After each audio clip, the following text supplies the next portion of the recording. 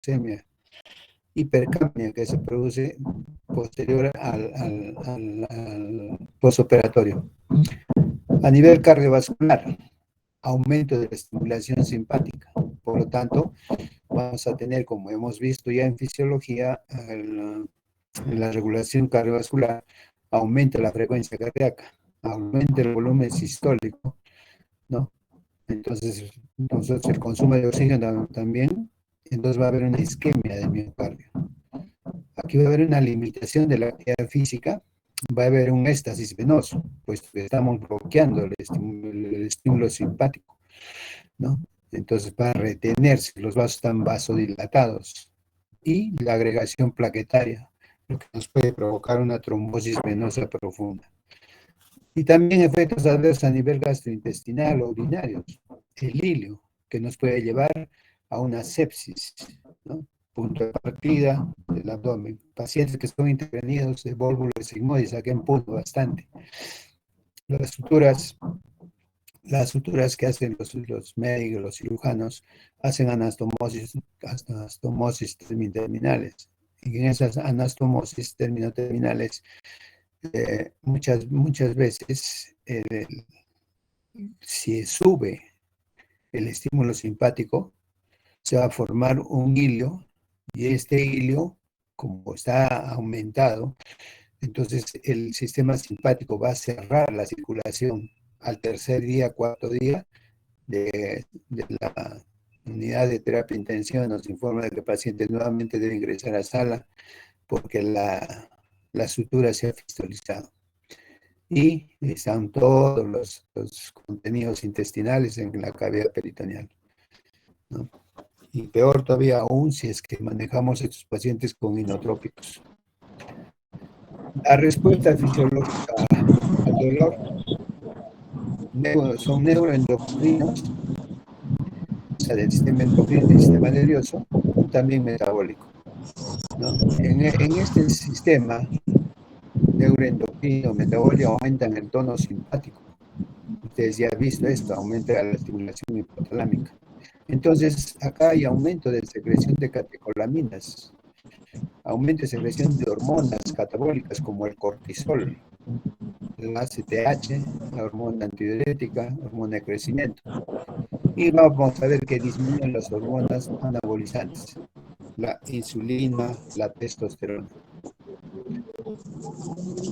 En la respuesta fisiológica, los cambios, el efecto de los cambios, vamos a ver que después va a haber aumento de retención de sodio y agua, aumento de la glicemia, aumento de los ácidos grasos libres, por de hecho los cuerpos cetónicos, el ácido láctico, y el balance de nitrógeno va a ser negativo. Y también estas respuestas psicológicas, el miedo, la ansiedad, el no poder dormir. Vamos entonces, después de este repaso, vamos a ver lo que es la farmacología. En la farmacología vamos a ver los opioides, los AINES y otros fármacos analgésicos. Ustedes saben que a nivel de la membrana celular, cuando se habla de metabolismo de los fosfolípidos, aportan el sustrato de la síntesis de eicosanoides y el factor activador plaquetario. Los eicosanoides metabolitos del ácido araquidónico que incluyen las prostaglandinas, la prostaciclina, el tromboxano A2. Los leucotrienos, cuando hablamos de leucotrienos, ¿no? En la cascada, podemos hablar de las lipoxigenasas, las epoxilinas. Estos no son almacenados, pero sí producidos en casi todas las células del cuerpo. Entonces, cuando hay un estímulo o diversos estímulos, ¿no? Físicos, químicos y hormonales, activan las acilhidrolasas, que permiten la aparición y la actividad del ácido araquidónico. Usted sabe que es en la membrana celular de los fosfolípidos a través de la fosfolipasa A2.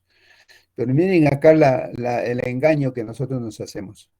Cuando bloqueamos la fosfolipasa A2 con corticoides, ¿no?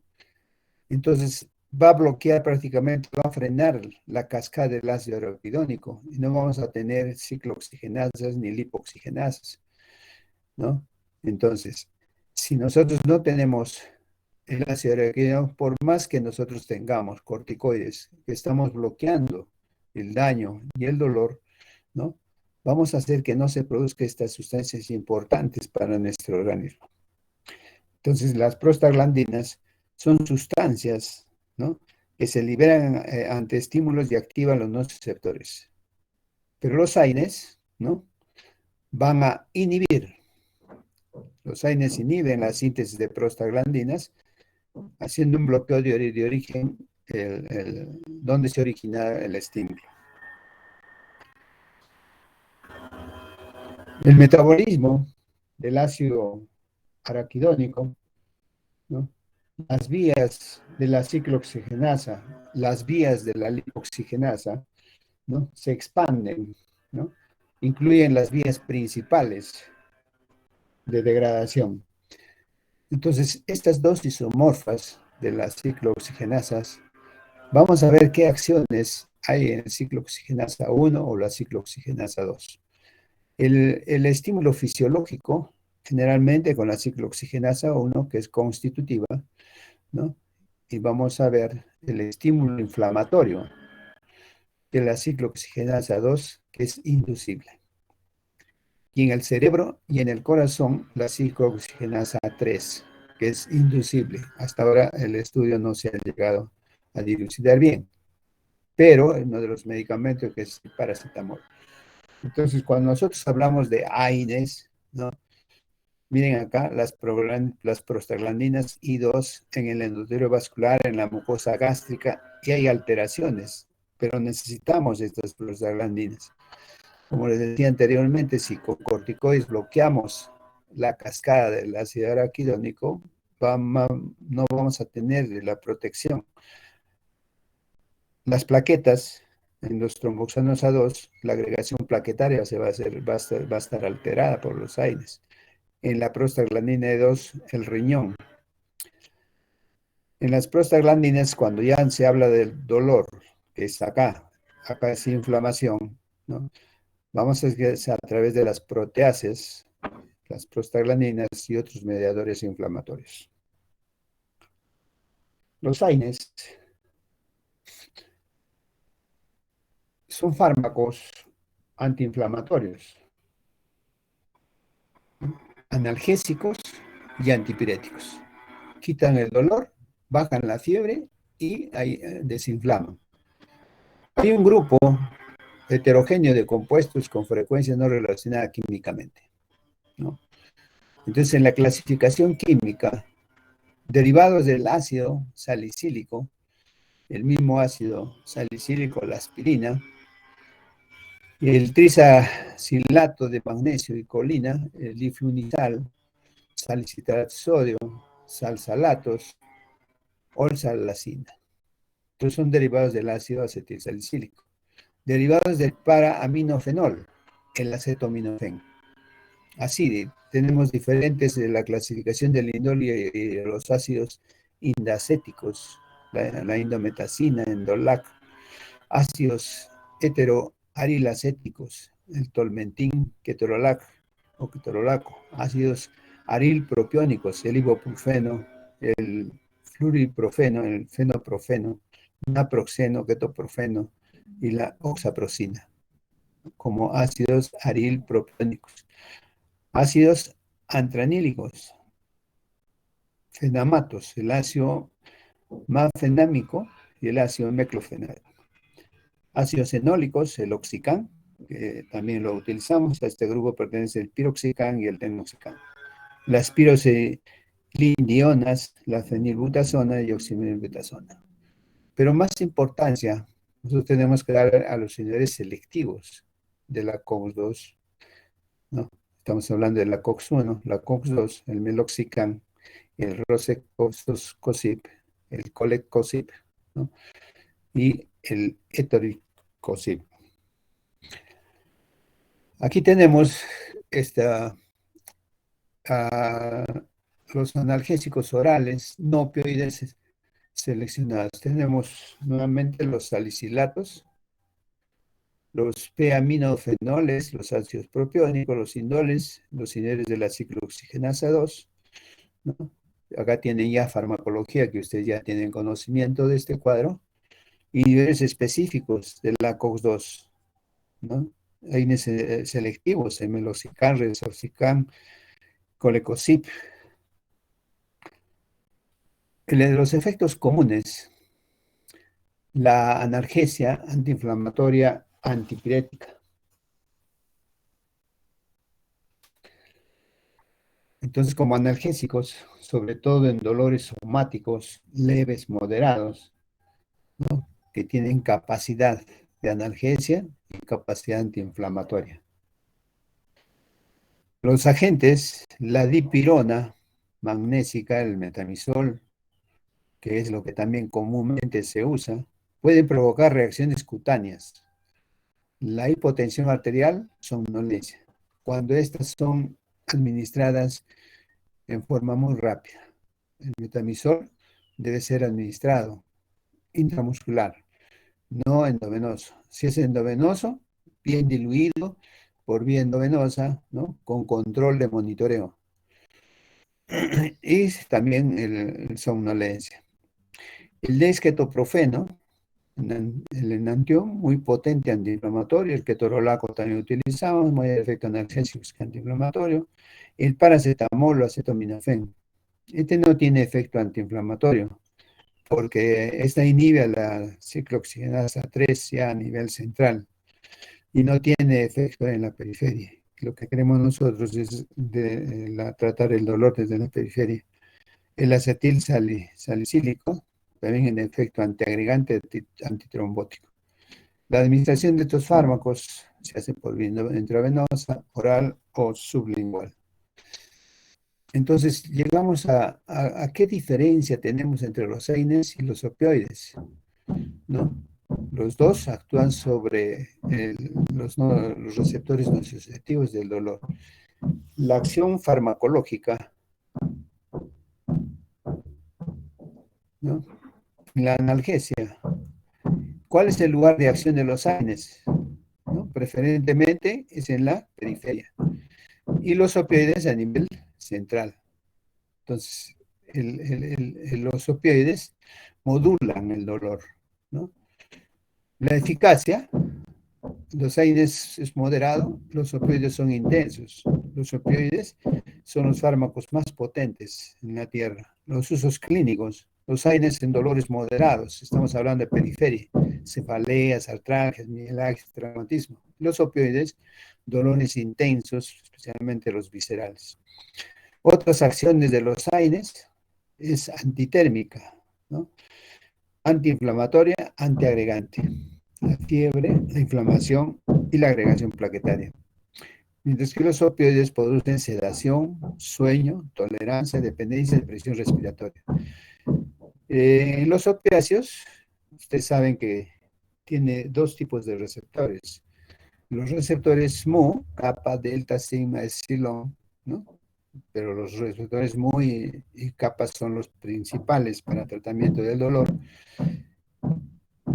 Y los otros analgésicos o el otro receptor de los opioides es el receptor GABAérgico, especialmente los de tipo A. Entonces, quita el dolor, pero también te hace sedación, sueño. Y también tiene, a medida que se va utilizando, hace tolerancia, dependencia y depresión respiratoria. Otros fármacos analgésicos, como la ketamina, ¿no? La ketamina también inhibe la recaptación de serotonina y dopamina. La ketamina, como ustedes saben, inhibe los canales de portaje dependientes de sodio y potasio. El mecanismo de acción es la reversión de la tolerancia a opioides.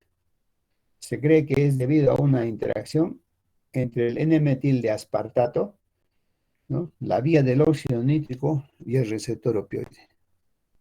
Entonces, si yo utilizo ketamina para tratamiento del dolor, el delirio y las alucinaciones que se tienen con la ketamina. Otros analgésicos,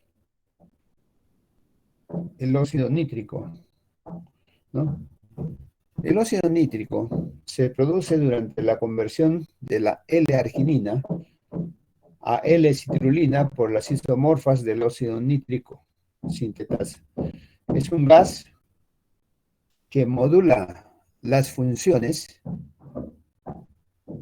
incluyendo la relajación del músculo liso, la neurotransmisión, la citotoxicidad, esa citotoxicidad celular inmune, el mecanismo de acción, ¿no? De agentes anestésicos en las vías de la nociocepción. Bastante utilizado en la analgesia prehospitalaria, en la analgesia o parto, dolor de parto, y en odontología también lo utilizan bastante. Otros fármacos, como estos del óxido nítrico, la administración a concentración de 30 a 50% mediante una máquina de anestesia. Las máquinas de anestesia tienen incorporado el balón de óxido nítrico, ¿no? Se considera tan potente como 10 miligramos de morfina intramuscular. ¿Cuáles son la indicación del óxido nítrico para tratamiento del dolor?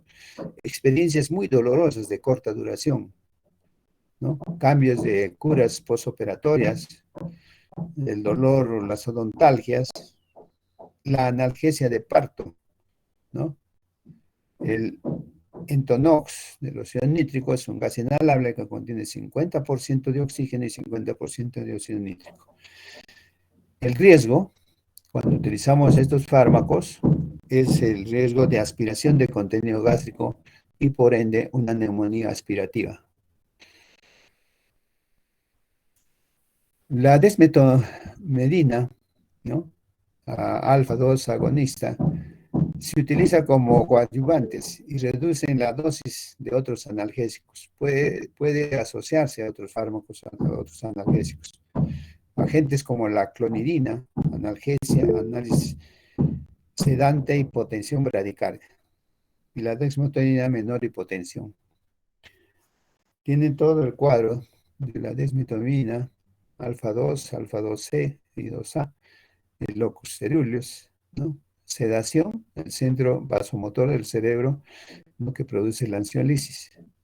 En el corazón aumenta la bradicardia, acción vagomimético, disminución de la taquicardia, bloqueo del nervio cardiovascular.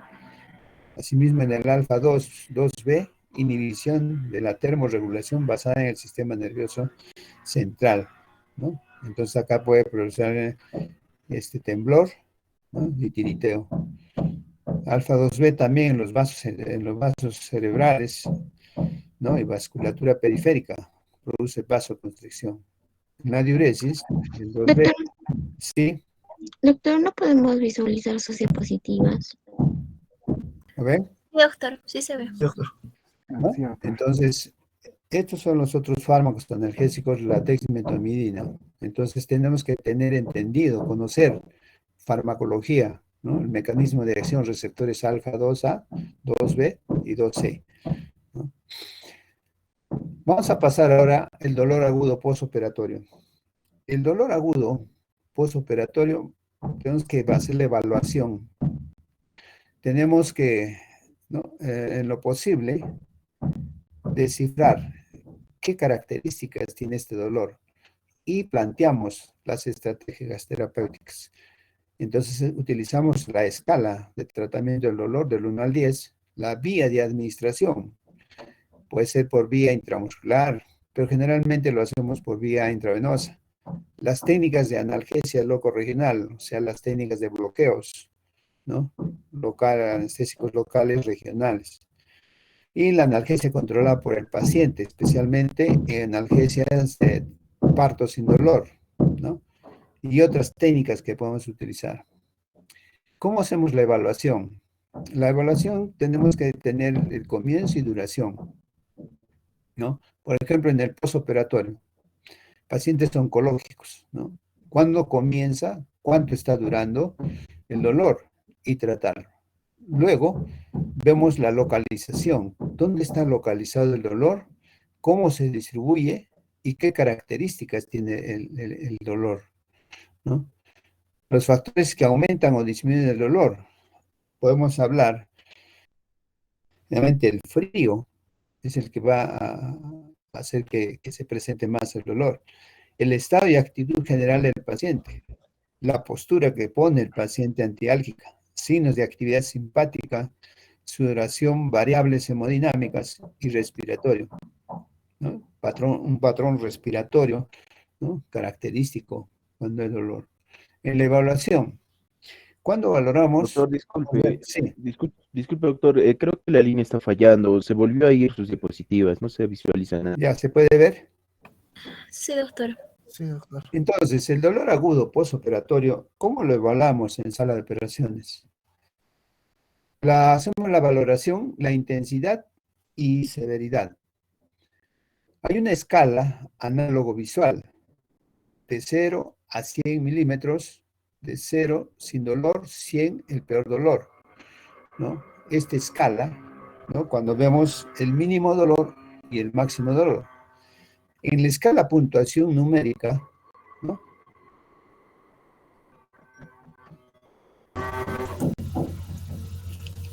En la puntuación numérica, entonces nosotros le pedimos al paciente que el dolor lo va a cuantificar del 0 al 10, ¿no? 0, no hay dolor. 1, no hay dolor. A partir del 2, 3, si hay un dolor moderado, ¿no? Dolor intenso, si es 10, es el peor dolor. Entonces nosotros le aplicamos la escala numérica. Ahora, si este paciente, ¿no? En la escala de puntuación verbal, la escala de 4 puntos, 0 sin dolor, 1 con dolor leve, 2 con dolor leve y 3 con dolor grave. También, cuando no tiene o es iletrado, miren, también podemos utilizar, y en niños también, las escalas de dolor con las caras. ¿Cuál es la cara que con el dolor lo puede representar? Entonces, la elección de la escala de dolor dependerá de la edad del paciente, niños, jóvenes, ancianos, su capacidad para comunicarse, la relación médico-paciente, y también podemos decir de otras circunstancias específicas. Algunos errores por parte de los médicos o del sanitario. El dolor no es tan dañino, ¿no? La administración de opioides produce depresión respiratoria y crea adictos, ¿no? Dependientes. La máxima dosis equivale a 1 unidad. La administración de analgésicos, ¿no? Sí, cuando hay dolor, nada más. Y la presencia de familiares y visitas empeora el dolor, ¿no? El paciente se siente más protegido con la familia, ¿no? Supuestamente ya refiere más dolor. El paciente que está dormido, está bajo anestesia, no va a presentar dolor. El error más frecuente es subestimar las dosis de analgésico y sobreestimar la duración del efecto. Ayer hablábamos de la subestimación de las dosis de analgésico. Si nosotros colocamos las dosis que corresponde, ¿no? Y vemos su periodo de latencia del fármaco, ¿no? Entonces, si no sabemos el periodo de latencia, sobreestimamos la duración del efecto. Algunos errores por parte del paciente. ¿Qué puede pasar en el paciente? Esperar a que el dolor sea excesivo. No comunicar el dolor por miedo, ¿no? Ese miedo a la adicción, la pérdida de la autoestima, efectos secundarios de los fármacos. Ojo, efectos secundarios no es igual que efectos colaterales, ni es igual a los efectos adversos, ¿no? Los secundarios, todos los fármacos que yo conozca tienen efectos secundarios, ¿no? Pero no quiere decir que va a dañar. Pero si es un efecto adverso, sí daña al paciente. no molestar al personal de enfermería, ¿no? Factores religiosos o ideológicos. Entonces, ¿se puede evitar el dolor postoperatorio? Con todo lo que hemos estado comentando, sí. ¿Cuándo se debe ser? Antes, en el pre, en el intra, en el postoperatorio. Generalmente nosotros empezamos en el preoperatorio, cuando vemos una persona, ¿no? La escala del dolor es alta. ¿Cuáles son las estrategias terapéuticas? Siempre debemos empezar con analgésicos menos potentes, menores, y no utilizamos opioides. Generalmente aquí están los AINES. ¿Cuándo vamos a utilizar los analgésicos opioides? Cuando tengamos dolores intensos a nivel central. Las técnicas de analgesias especiales, anestesia regional, bloqueo a nivel de la médula espinal, ¿no? La región que nosotros queramos quitar el dolor. La analgesia controlada por el paciente a través de un catéter, ¿no? El catéter a veces se pone en una jeringa, ¿no? Y el paciente solo se está dando las dosis que corresponde cada que aparece el dolor. La mejor técnica es la analgesia balanceada. Nosotros tenemos que combinar diferentes fármacos o técnicas con diferentes mecanismos de acción. Es importante, imprescindible, entonces, conocer el mecanismo de acción y a las dosis inferiores en monoterapia para conseguir mayor potencia y menores efectos secundarios, ¿no? Puedo utilizar analgésicos, AINES, con opioides o corticoides. La utilización de una otra técnica depende de la intensidad del dolor, ¿no? Se diferencian 4 escalones, siempre está en fisiología, ¿no? Las escalas del tratamiento del dolor. En el escalón 1, nosotros podemos utilizar AINES como el paracetamol, el metamizol, en dolor leves, ¿no? Pero en sala de operaciones se utiliza el metamizol en el escalón 3, ¿no? En el escalón 2 ya podemos utilizar codeína, dihidrocodeína y el tramadol, opioides de la escala del dolor, ¿no? Como 1, como 2 o como 3. Entonces acá ya tenemos AINES más opioides menores. AINE, metamizol y opioide, fentanilo o tramal en el dolor moderado. En el escalón 3, AINE más opioides mayores, ya el fentanilo, ¿no? La oxicodona, metadona, buprenorfina. Generalmente lo hacemos con fentanilo. Es un dolor moderado a intenso. En el escalón 4, AINES más opioides mayores, más técnicas especiales. El dolor es intenso, ¿no? Prácticamente bloqueando. Cuando nosotros hacemos la utilización de una u otra técnica, depende siempre de la intensidad del dolor. Las vías de administración en las estrategias. Oral. En la oral, realmente casi no lo utilizamos, ¿no? Todo es por vía venosa, pero requiere tolerancia gastrointestinal, no es ideal al comienzo del tratamiento, puesto que está en sala de operaciones. El intramuscular sí, pero el intramuscular es doloroso, efecto rápido y predecible, no ideal. El intravenoso es la más adecuada en anestesiología para iniciar el tratamiento. Posteriormente, ya en su servicio, se puede pasar a vía oral, ¿no? Si es posible, la tolerancia, ¿no? La disminución del dolor. Cuando utilizamos vía subcutánea, no es ideal, ¿no? En las primeras horas por vasoconstricción cutánea, ¿no? Que dificulta la absorción, ¿no? Cuando hacemos los bloqueos epidurales o bloqueos regionales raquídeos, vamos a tener en cuenta siempre en qué nivel, en qué dermatoma nosotros estamos. En las técnicas loco-regionales, la infiltración local es la aplicación de los anestésicos locales. Estamos hablando de infiltración local, con intención de bloquear los impulsos aferentes nociosensitivos periféricos. La indicación es en el lugar de las heridas quirúrgicas, al borde, alrededor, ¿no? En las incisiones subcutánales, en las laparotomías, ¿no? O hacer un rombo, ¿no? Desde la incisión, a la mitad de la incisión, la herniorrafia, las toracotomías mínimas, las ventajas. La infiltración local es sencilla, no bloqueamos el simpático, como se hacen las infiltraciones de epidurales, ni motoras, ¿no? El anestésico locales usados, ¿no? Las complicaciones, reacciones tóxicas, infección de la herida, retraso de la cicatrización y la formación de hematomas, porque puesto podemos punzar un vaso sanguíneo. La bupivacaína y la mepivacaína, que son cardiotóxicos.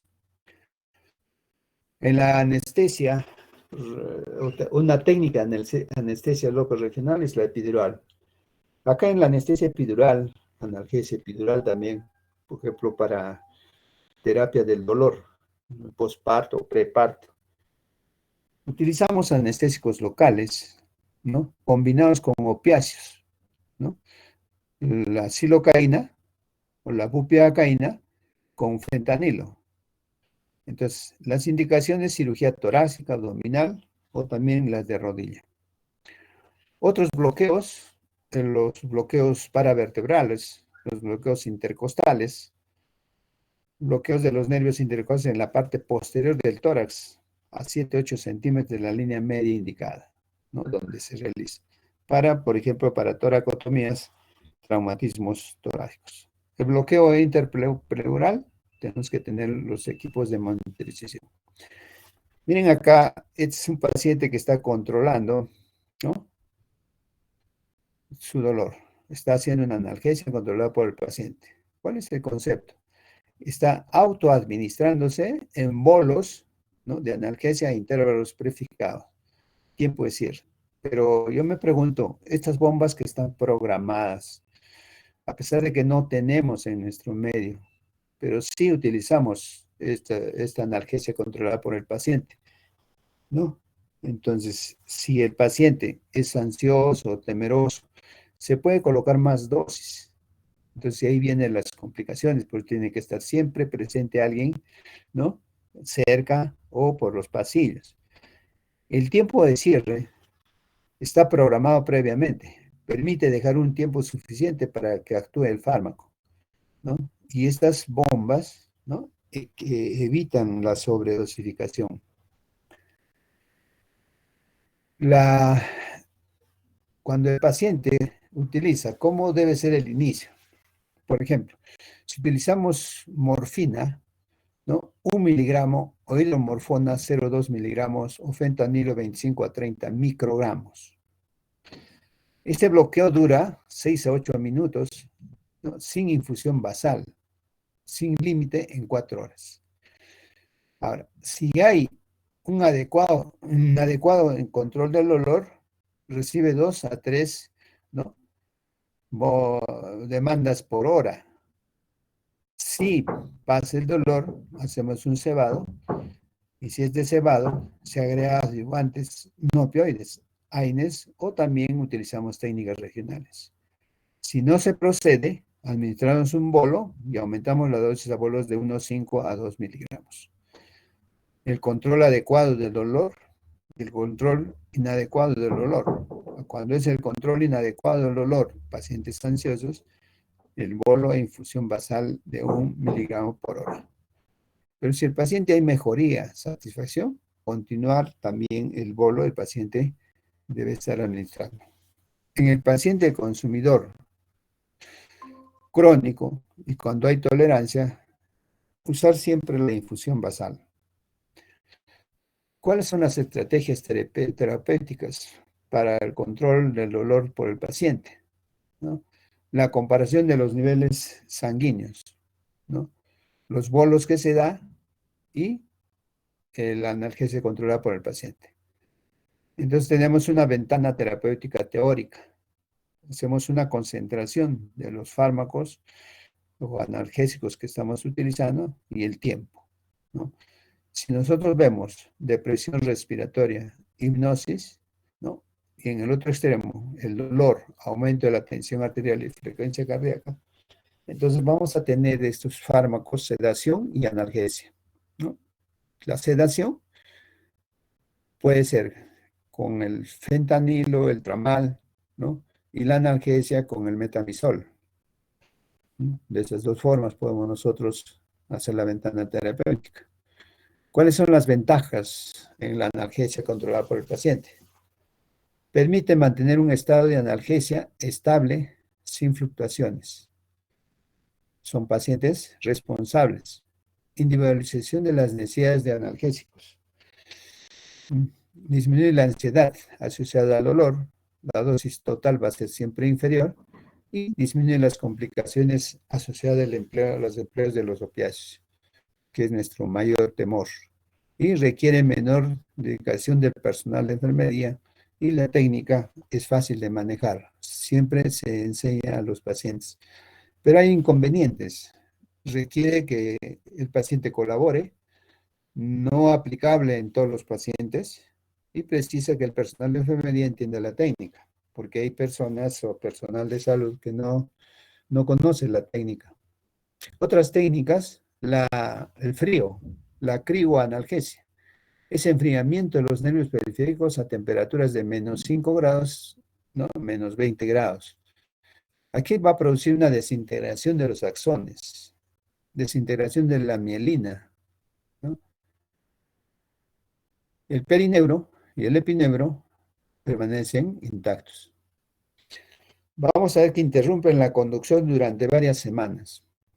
En la aplicación clínica, en toracotomías, hernias inguinales.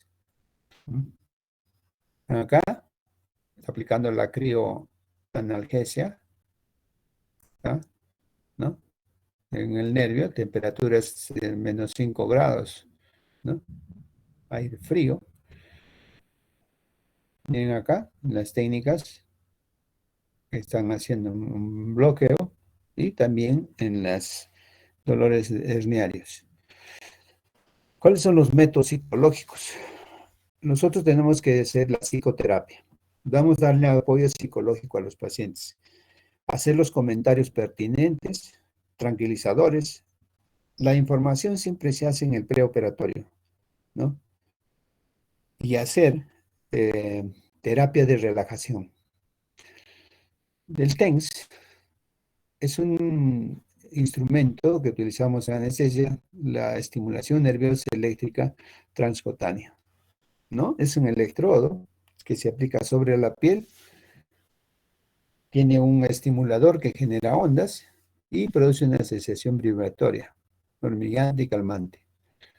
El mecanismo no se conoce bien, es un efecto placebo, posiblemente por modulación de impulsos nociceptivos en la médula espinal.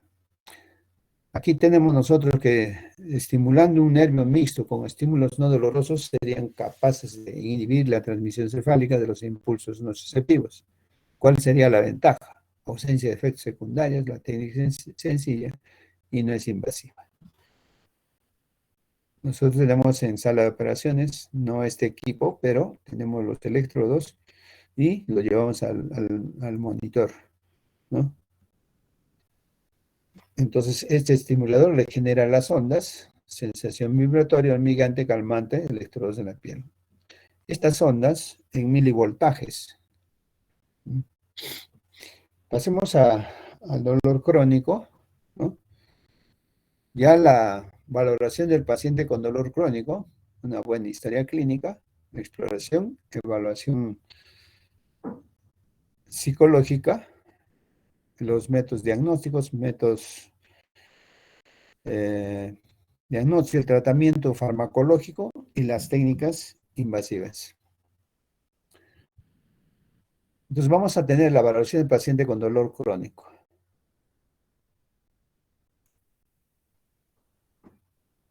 ¿Qué pasó?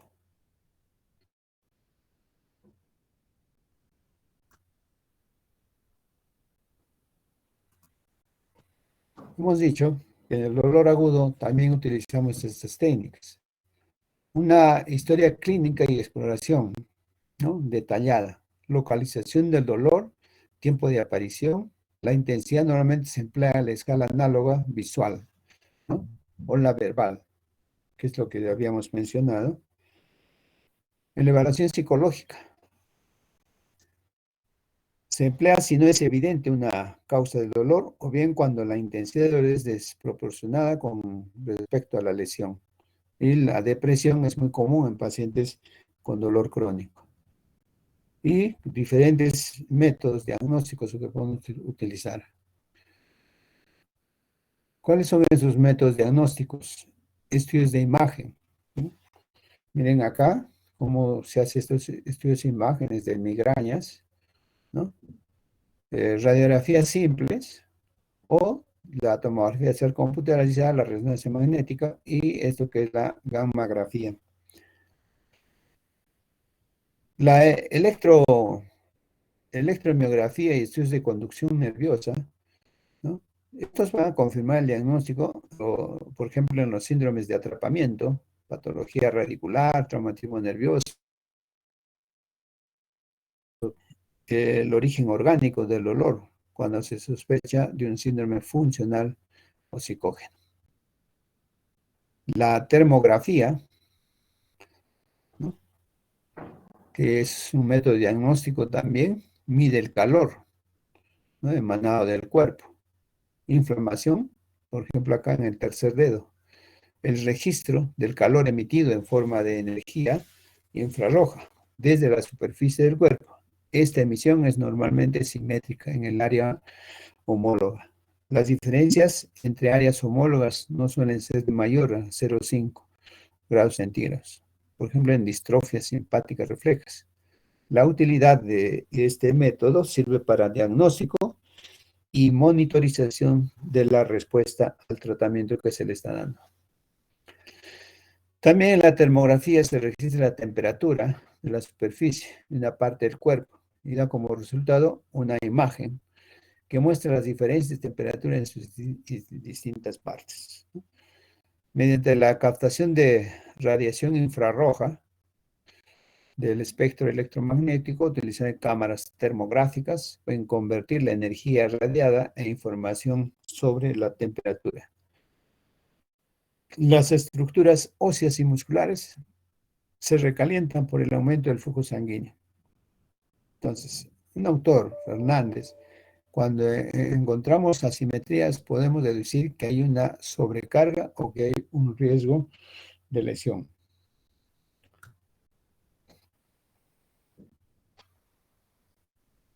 En la termografía,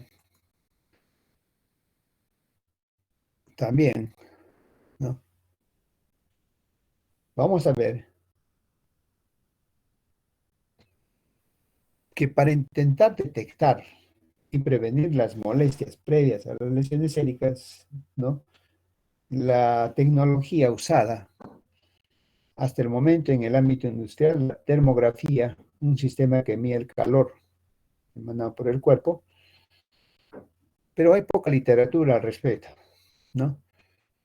En la neuropatía que afecta a los nervios somáticos anatómicos, se produce una asimetría en la emisión que se refleja en diferentes colores de intensidad, ¿no? El tratamiento farmacológico, ¿no? El tratamiento del dolor debe ser en forma escalonada, hemos hablado del 1 al 10. En primer lugar, se debe tener un diagnóstico al que llega a partir de las características del dolor, de los estudios de imagen, conducción nerviosa, electromiografías, termografías. También el dolor no susceptivo. El dolor no susceptivo es aquel que va a responder a analgésicos convencionales como AINES u opioides. El dolor neuropático a fármacos que actúan sobre el sistema nervioso central. Analgésicos no opiáceos, por ejemplo, los ácido acetilsalicílico y acetaminofén, los AINES y el ibuprofeno, naproxeno, ketorolaco, inhibidores de la COX-1, COX-2, ¿no? El rofecoxib, el colecocid, inhibidores de la COX-2, y analgésicos opiáceos, ¿no? No sé por qué no está, está el fentanilo, la codeína, la oxicodona, la hidromorfona. ¿Cuál es el tratamiento farmacológico? ¿No? Empezamos con AINES, Seguimos.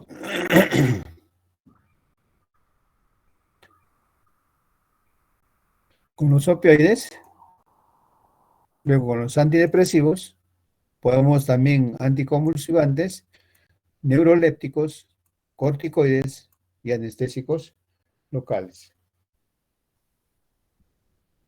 ¿no? Miren la escalera de opciones terapéuticas en dolores crónicos.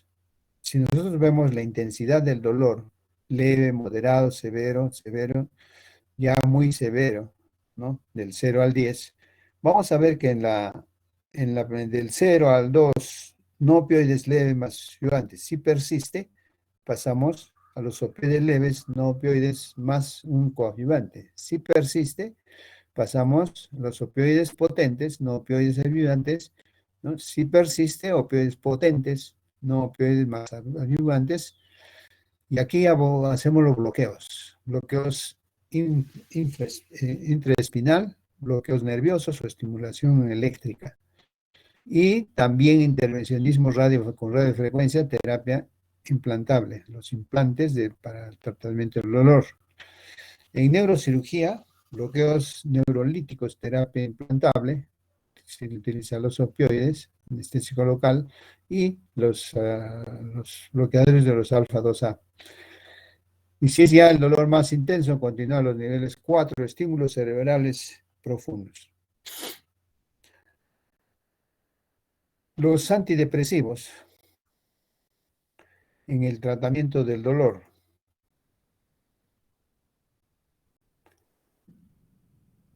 No sé qué está pasando. Cuando hablamos de antidepresivos para el tratamiento del dolor, son los fármacos, ¿no? No sé si ustedes han estudiado los antidepresivos, producen efectos analgésicos, pero son fármacos psicotropos, más ampliamente utilizados en el tratamiento del dolor, ¿no? Según sus propiedades farmacológicas en el tratamiento de la depresión, se clasifican en antidepresivos, inhibidores de recaptación y antidepresivos, inhibidores de la monoaminoxidasa. Esto en el tratamiento del dolor crónico. Entonces tenemos los inhibidores de la recaptación, son los utilizados dentro de este grupo, los antidepresivos tricíclicos, ¿no? El mecanismo de acción va a inhibir o bloquear la recaptación presináptica de la serotonina y no, la noradrenalina a nivel de las terminaciones nerviosas, haciendo más accesible al receptor postsináptico. Vamos a tener acá inhibición de la inflamación neurógena por su actividad simpático-lítica y bloqueo de los canales de sodio dependientes. Aquí va a ejercer, ¿no?, una actividad tipo anestésico local. Y también inhibe los receptores N-metil de aspartato en el tracto espinotalámico y en el asta posterior de la médula espinal. Entonces aquí lo que tenemos va a ser el bloqueo de la recaptación de adenosina. La indicación: dolor neuropático, neuroescleropética, neuropatía diabética. Potencia en la acción, los opioides y los fármacos más usados, ¿no?, de estos antidepresivos, la amitriptilina, el clomipramina y disipramina.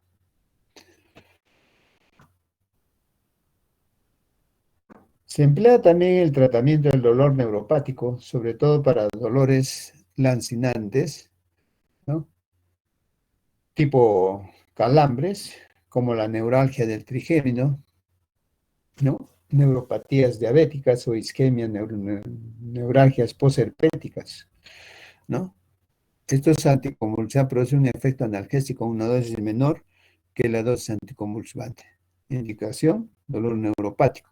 Por ejemplo, neuralgias del trigémino, neuropatía diabética, ciática, cervicoalgias lumbociáticas, ¿no? Fármacos más usados: la gabapectina, la pregabapentina, el clonazepam, la carbamazepina, ¿no?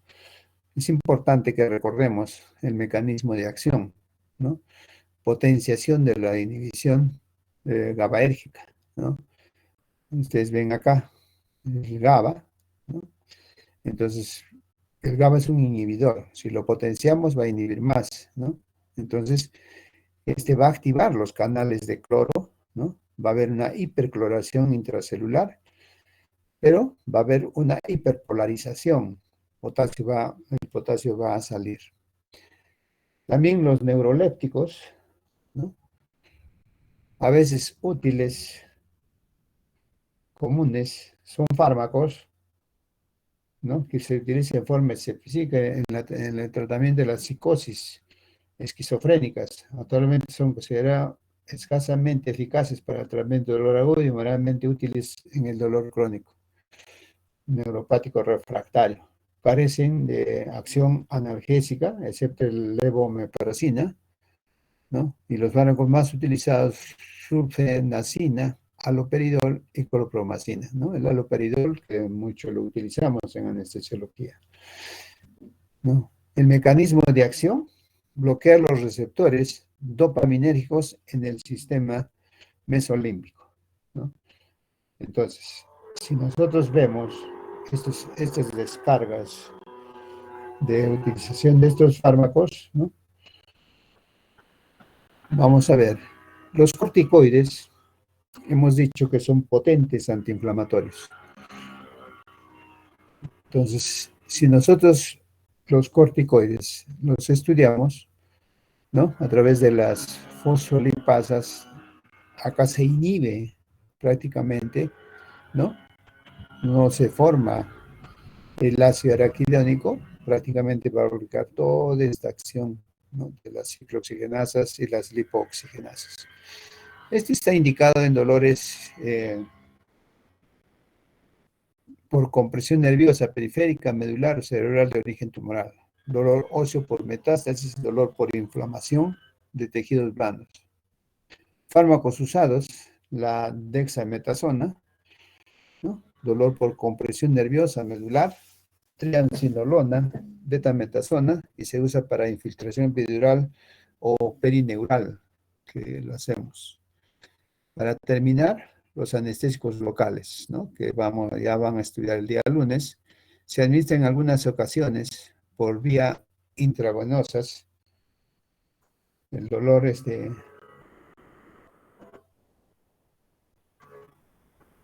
los anestésicos locales por vía intravenosa, el dolor neuropático.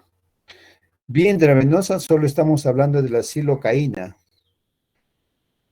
No se puede usar, ¿no? La bupivacaína ni otros fármacos. Produce sedación, analgesia central. Normalmente analgesia dura más que el efecto farmacológico como anestésico local.